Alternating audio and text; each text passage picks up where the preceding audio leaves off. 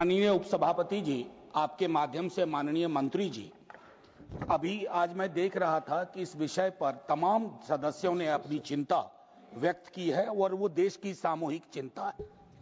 मुझे अफसोस के साथ पहली सप्लीमेंट्री आने से पहले कहूं कि एक रिपोर्ट लीक होती है, टेलीविजन डिबेट्स में पायलट को विलेन बना दिया जाता है।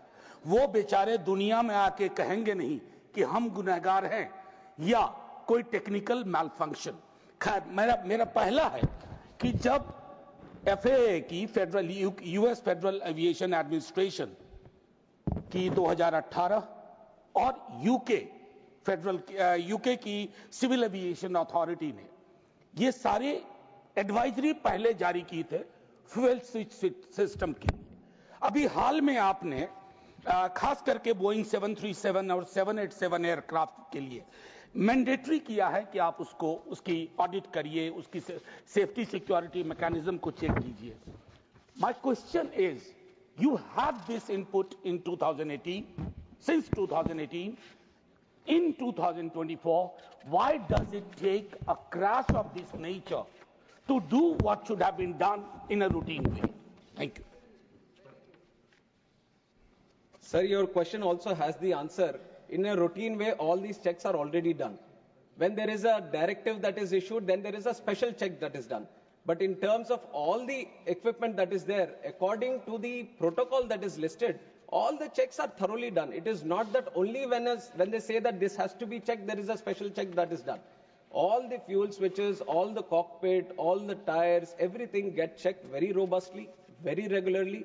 That is why we have a very tough process. But taking an advance like you said, we wanted to be more thorough. All checking has been duly happening from that time. And what you have mentioned, what the FAA has done also, there are two types of directives. That is, one is the AD, which is the Airworthiness Directive, which is a mandatory that all the other state regulators, they all follow. But what you have mentioned right now is a special airworthiness information bulletin, which is not a mandatory thing. Like you said, if necessary, then the state regulator can do it. But at that point of time, the regulator also took a call that this is not a mandatory thing, and we, on our process of ensuring safety, we have a very good, robust process. So there is not a special check that is required because it was not a mandatory thing that was advised. But after the report has come, we have taken that also into cognizance to ensure that there is further, because like you said, these reports that have come. But I can show you 150 reports where every possible angle that the report can be, everything is already listed. कोई भी अगर report आ जाता तो आप बोल सकते थे कि ये तो पहले ही आ चुका है. So they have written every possible angle, right from the Western media to everyone. So that you can't just point out to one, say that this has been leaked. Because all the reports, I have 10 different angles which are written, which are now not coming out, not being discussed, because they are not touching this topic. But had it touched another topic, another report would have come ki isne already ye likha hai. So this has been right because of the interest that has been there. This has been going on right from day one itself, multiple theories, multiple angles, multiple stories. That is why I have once again, it's an appeal made by the AIB through myself also, I'll make it again to the House, and through you to the larger section of the country also, is to maintain patience until the final report comes out. And we want the truth to be coming out, and we have to give that much space for our AIB also to work. And that is what I request. Second supplementary, माननीय झा जी. शुक्रिया उप सभापति जी. जब मैंने कहा था कि ये रिपोर्ट्स आपके पास थी, एडवाइजरी थी, तो इन्होंने कहा कि आपके प्रश्न में ही आपका जवाब है. वो मैं एक विडंबना का जिक्र कर रहा था. It was a statement based on irony, an unfortunate irony, not a plain statement. Having said that, थोड़ा background में sir. Having said that, I'm also aware, like all of you, my friends here, that the duopoly, this Airbus, Boeing, we are aware at the global scale. Let's not get into that. What is important? The in-house mechanism, nearly 50% of sanction posts in DGCA are vacant. Doesn't it affect DGCA's capacity?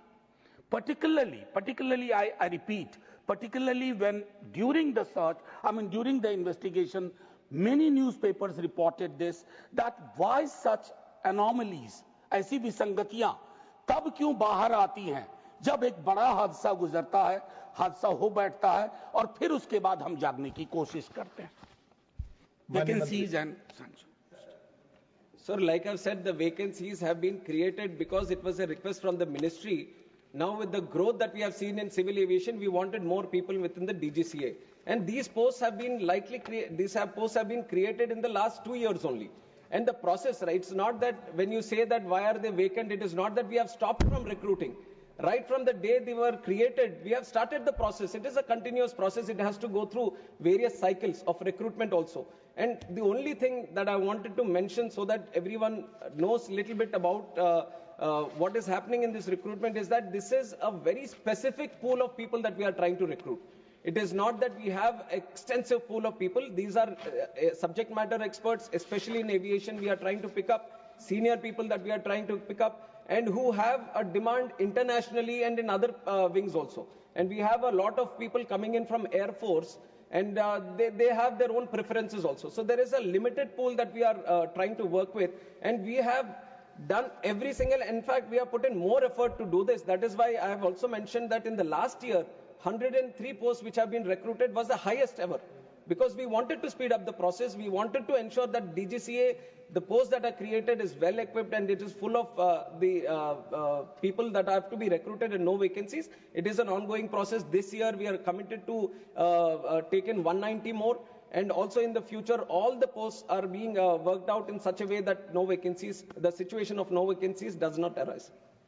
First supplementary, Mani Sanjay Singh, not present. Mani Sri Raghav Chadha. Thank you. Thank you so much, sir. Sir, India's civil aviation sector is booming, no doubt. But it appears that the regulator, the DGCA, which is the backbone of the sector, is cracking up under pressure. I say this because it is understaffed, it is underfunded, and it lacks autonomy. Sir, Parliamentary Standing Committee की report बताती है कि वर्ष 2024 में technical post में overall vacancies की बात नहीं कर रहा, डीजीसीए के अंदर टेक्निकल पोस्ट में 55% की वैकेंसी है. टेक्निकल पोस्ट का काम क्या होता है sir? Air safety inspection, passenger safety, pilot licensing, aircraft maintenance और एयर वर्दीनेस. सर ये शॉर्टेज नहीं, ये क्राइसिस है. और मुझे लगता है sir there is no, thank you sir. Sir सवाल पे आ रहा हूं that there is no margin of error in the skies. तो मेरा माननीय मंत्री जी से सर आपके माध्यम से सवाल है कि हम एक डीजीसीए को सेबी जो एक फाइनेंशियल मार्केट का इंडिपेंडेंट रेगुलेटर है और ट्राई जो टेलीकॉम सेक्टर का एक इंडिपेंडेंट रेगुलेटर है, ऐसा ही एक ऑटोनॉमस स्टैट्यूटरी बॉडी में क्यों नहीं तब्दील करते? और दूसरा टेक्निकल पोस्ट की वैकेंसी कब तक भरी जाएगी? Please. Thank you. Sir, I have to place on record that the DGCA is not under any kind of pressure. It is operating with utmost seriousness, professionalism, and all the requirements that are there that actually strengthens it according to the International Civil Aviation Protocol. At this moment that you're seeing, I've already explained it in a couple of questions also, the situation is that the posts were just recently created.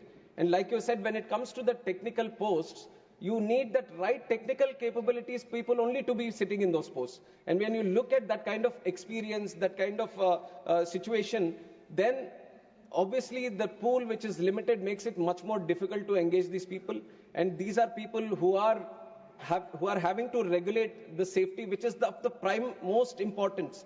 The whole fundamental pillar for the growth of our civil aviation sector has been the safety and security of the people and the operations. So keeping that intact, the process itself has so much technical this thing that it gets a little difficult, but we have been trying with the UPSC and other people also to engage the right people so that the timelines which takes for it to engage these people gets reduced. And Honorable Member has also talked about the budget. We have seen in the last 1 year also the 10% increase in the budget is there, and accordingly whenever required, definitely your suggestions have been noted, and whatever best can be done to assist DGCA to be more powerful and more engaging in terms of ensuring the safety, we will be doing it from our side. Mania Priyanka ji. Thank you so much, Honorable Chairman, sir. Sir, there comes a moment in time, when we keep our politics aside, and this particular air crash gave us that moment for even civil aviation to understand the challenges and the loopholes that exist. Sir, my question is very specific, which I've written to the Honorable Minister about. That he told us to be patient with the final report. We were absolutely patient with the interim report too. But why is it that the report was released to the Indian people at 2 a.m. in the morning and there was no briefing done with regards to the AAIB report? Sir, just one second, a question related to the same thing. Pilots have raised their concern that there is no aviation expert who is sitting on that AAIB panel. Why is that so? If Honorable Minister could address that, I'd be grateful. Thank you. Thank you so much. Sir, I'll address the second part first, where it says that no aviation experts have been there. It is not true. There are two subject matter experts in terms of pilots who have been engaged within the investigation team. And likewise, other engineers and all from the industry also have been engaged. And the International Civil Aviation Organization observer also from the UN, where a lot of articles were there that he was rejected and all. So baseless articles have come up at the time, but everyone who was supposed to be in the investigation team, they have all been there. In fact, pilots have also been there. So that addresses the second part. And also regarding the report releasing, it was entirely up to the AIB. It was up to the AIB to finish the report and to release the report. And it's not that when they finished, then they uploaded it. It is according to their this thing. I don't think there was very specific reason of why it has been released in the night or in the morning. It was the report which was supposed to be released, and it was released at that time.